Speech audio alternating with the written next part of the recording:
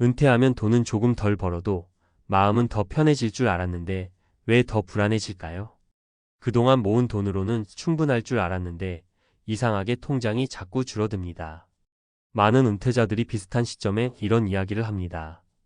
퇴직금을 받고 국민연금도 들어오고 집도 한 채 있으니까 어느 정도는 괜찮다고 생각했는데 몇 년 지나고 나면 계산이 달라집니다.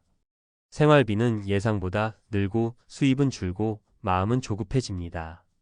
오늘은 바로 그 순간의 이야기, 충분하다고 믿었던 노후가 흔들리기 시작하는 시점을 함께 살펴보려 합니다. 서울 강서구에 사는 67세 박 모 씨 부부는 평범한 중산층의 전형적인 은퇴 계획을 세웠습니다. 남편은 제조업체 부장으로 35년 근무 후 62세에 퇴직했고 아내는 약국 보조 일을 하다 함께 그만뒀습니다. 퇴직금 3억 2천만 원, 예금 1억, 국민연금 부부 합산 270만 원, 그리고 전세를 끼고 사는 24평짜리 아파트 한 채. 모든 걸 계산해 봤을 때 우리 정도면 괜찮다는 결론이 나왔습니다. 실제로 은퇴 첫 해는 행복했습니다. 여행도 다니고 친구들과 등산도 가고 아내는 요가를 배우며 시간을 보냈습니다. 하지만 4년이 지난 지금 상황은 달라졌습니다. 은행 잔고는 1억 원 밑으로 줄었고 최근 6개월은 매달 60만 원가량 적자가 났습니다. 생활비는 여전히 300만 원을 넘겼고 물가 상승으로 식비와 관리비가 늘었습니다. 게다가 남편의 혈압과 관절 치료비, 경조사비, 자녀의 긴급한 생활비 지원까지 겹치면서 예상하지 못한 작은 새는 구멍들이 하나 둘씩 생겨났습니다. 박 씨 부부는 그제야 알게 되었습니다. 은퇴 후엔 돈이 모자라서 힘든 게 아니라 돈의 흐름이 바뀌었는데 그걸 몰라서 힘들다는 사실을. 직장 시절엔 월급이라는 고정 수입이 들어오니까 지출이 나가도 불안하지 않았지만 은퇴 후에는 돈이 들어오는 흐름이 사라지고 나가는 흐름만 남았습니다. 퇴직금이 눈앞에 있으니 처음엔 여유로워 보였지만 고정 수입 없이 쓰기 시작하면 자산은 예상을 훨씬 뛰어넘는 속도로 줄어듭니다. 게다가 물가 상승률은 연금 인상률을 훨씬 앞서가죠. 결국 이 정도면 충분하겠지라는 계산은 현실 앞에서 쉽게 무너집니다. 많은 은퇴자들이 비슷한 함정에 빠집니다. 첫째, 생활비 착각입니다. 직장 다닐 때는 점심을 회사 식당에서 해결하고 교통비도 일부 지원받고 옷도 크게 신경 쓰지 않습니다. 하지만 은퇴 후엔 모든 것이 본인 지출이 됩니다. 식사, 이동, 모임, 병원비, 경조사비가 생활비로 전부 포함됩니다. 둘째, 심리적 보상 소비입니다. 평생 고생했으니 이제 좀 써도 되잖아 라는 마음이 생기죠. 그 마음은 자연스럽지만 반복되면 지출이 폭발적으로 늘어납니다. 셋째, 수입의 정체입니다. 연금 외에 별다른 수입원이 없는데 물가와 세금은 꾸준히 오릅니다. 이 세 가지가 만나면 노후의 균형이 흔들리기 시작합니다. 박 씨 부부의 사례를 보면 그 심리적 변화가 더 분명하게 드러납니다. 처음에는 돈이 줄고 있네 정도였던 불안이 어느 순간 앞으로 10년 뒤는 괜찮을까라는 공포로 바뀌었습니다. 남편은 통장을 자주 확인하고 아내는 씀씀이를 줄이자고 말하지만 서로의 기준이 다릅니다. 작은 소비도 이유가 붙습니다. 당신은 여전히 친구들 만나는데 나는 커피 한 잔도 눈치 보인다. 결국 돈 이야기는 감정 싸움으로 이어집니다.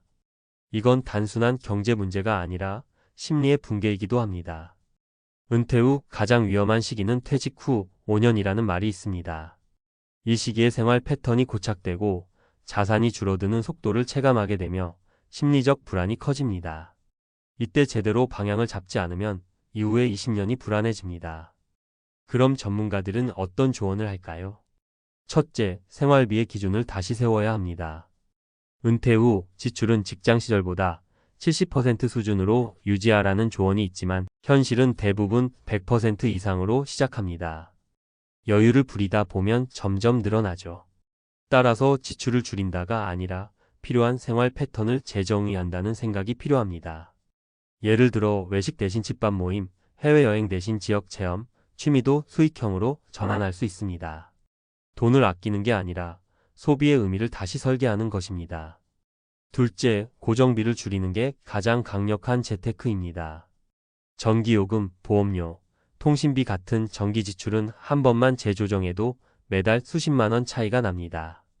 특히 자동차 유지비나 중복보험료, 고가의 의료보험은 꼼꼼히 점검해야 합니다. 많은 은퇴자가 큰 돈보다 작은 고정비 때문에 자산이 새어나갑니다. 셋째, 심리적 균형을 위한 일거리나 관계 유지가 필요합니다.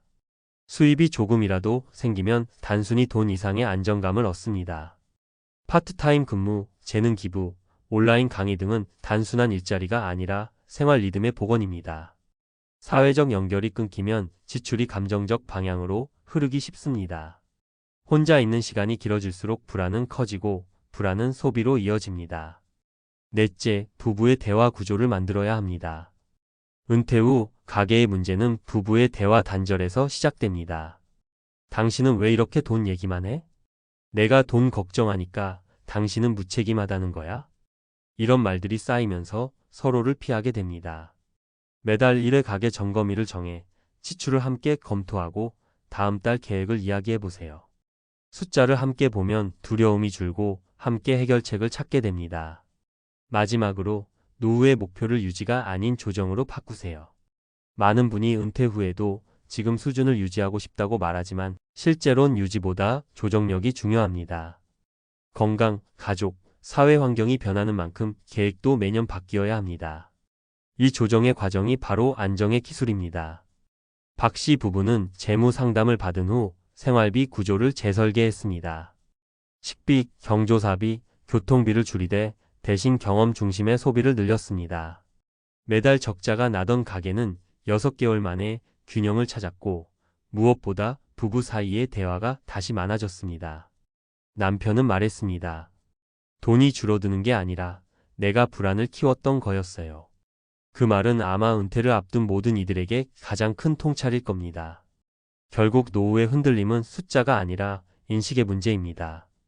충분하다고 믿었던 이유를 다시 묻고 그 믿음이 현실과 맞지 않을 때 두려움 대신 조정으로 방향을 바꿔야 합니다. 은퇴는 완성이 아니라 시작입니다. 지금의 불안은 실패가 아니라 더 현실적인 인생 설계로 들어가는 첫 단계일지도 모릅니다. 노후 자금이 부족하다는 말은 이제 흔한 진단이 되었다. 하지만 실제로 많은 은퇴자들이 겪는 문제는 부족이 아니라 흔들림이다. 충분하다고 믿었던 자산이 생각보다 빨리 줄어드는 순간 사람은 단순히 경제적 불안을 넘어서 존재의 위기를 느낀다. 수십 년 동안 쌓아온 돈이 무너지는 게 아니라 자신이 통제하던 삶의 감각이 사라지기 때문이다. 재정의 문제는 결국 심리의 문제로 이어지고 심리의 문제는 다시 생활의 질을 무너뜨린다. 이 악순환은 은퇴 후 3년에서 7년 사이 가장 많이 나타난다. 이 시기는 착각이 현실이 되는 구간이다. 퇴직 직후에는 퇴직금과 연금이 주는 안도감이 있다. 그러나 일정한 수입이 없는 상태에서 지속적으로 소비가 이어지면 자산은 기하급수적으로 줄어든다. 사람은 줄어드는 속도를 인식하기보다 잔고의 절대치를 바라본다. 그 때문에 아직 이만큼 있으니까 괜찮다라는 착시가 생긴다. 그러다 일정 수준 아래로 떨어지는 순간부터 불안이 폭발한다. 그것은 돈이 아니라 마음의 문제다. 이 시기의 불안을 설명하기 위해 재무심리학에서는 심리적 안전지대 이론을 말한다. 사람마다 편안함을 느끼는 자산의 크기가 다르다. 예를 들어 어떤 이는 예금 1억이 있어요. 잠이 오고 어떤 이는 매달 고정 수입이 200만 원만 있어도 안정된다. 이 심리적 기준이 깨질 때 불안이 찾아온다. 문제는 은퇴 후에는 그 기준을 유지하기 어렵다는 점이다. 돈이 줄어들면서 불안이 커지고 불안이 커질수록 소비가 늘어나는 역설이 생긴다. 그 이유는 단순하다. 통제를 잃었다는 감정을 소비로 보상하려 하기 때문이다. 그래서 은퇴 후에는 예상보다 감정적 소비가 늘어난다. 불안이 생기면 사람은 본능적으로 지금이라도 누려야 한다는 생각을 한다. 나중은 점점 보이지 않고 현재의 불안만이 과장되어 다가온다. 이 시기의 부부 갈등도 비슷한 맥락에서 발생한다. 은퇴 후 부부 갈등의 60% 이상은 재정 문제에서 비롯된다. 그러나 그 갈등의 본질은 돈이 아니라 삶의 기준이 달라졌음을 서로 인정하지 않는 데 있다. 남편은 여전히 경제적 책임을 느끼며 절약을 강조하고 아내는 오랜 시간 억눌렸던 소비의 욕구를 표현한다. 그 차이는 단순한 의견 충돌이 아니라 정체성의 갈등이다. 한쪽은 이제 쓸 때 됐다고 말하고 다른 한쪽은 지금 쓰면 미래가 없다고 말한다. 둘 다 틀리지 않다. 다만 은퇴 후에는 정답을 찾는 게 아니라 균형을 찾아야 한다. 균형은 합의에서 만들어지지 않는다. 대화에서 만들어진다. 그래서 은퇴 부부의 가장 중요한 재테크는 대화다. 통장의 잔고를 함께 보고 소비의 이유를 나누는 일은 단순한 가계 관리가 아니라 관계의 유지다. 그렇다면 흔들림을 막기 위해 필요한 것은 무엇일까? 첫째는 지출의 구조화다. 많은 사람들은 지출을 줄이려 하지만 줄인다는 것은 곧 삶의 축소로 느껴진다. 그래서 오래 지속되지 않는다. 중요한 것은 구조화다. 어떤 소비가 나를 살게 하고 어떤 소비가 나를 지치게 하는지를 구분해야 한다. 여행, 취미, 인간관계 같은 경험 소비는 돈을 줄여도 심리적 만족을 크게 주지만 반복적이고 관성적인 소비는 삶의 피로를 늘린다.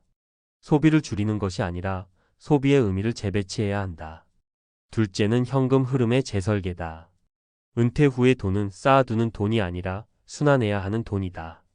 일정한 현금 흐름이 있을 때 사람은 안정감을 느낀다. 국민연금 외에도 월세, 배당, 소규모 일거리 등 작은 수입원이라도 꾸준히 유지해야 한다. 금액이 아니라 리듬의 문제다. 아무리 작은 수입이라도 들어오는 주기가 일정하면 돈에 대한 두려움이 현저히 줄어든다.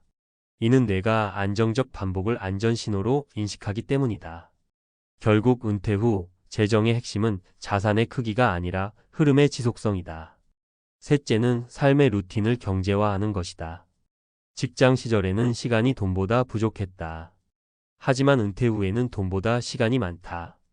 이때 사람들은 시간의 가치를 몰라서 허비한다. 무료함을 견디지 못해 불필요한 소비로 이어지는 경우가 많다. 하루의 구조가 없는 사람은 소비로 구조를 만든다. 반대로 루틴이 있는 사람은 소비가 통제된다. 규칙적인 식사, 산책, 봉사, 모임 같은 활동은 단순한 일상이 아니라 소비 조절 장치다. 루틴은 돈보다 강력한 자산이다. 넷째는 심리적 자립이다. 많은 은퇴자들이 경제적 자립은 이야기하지만 심리적 자립은 간과한다.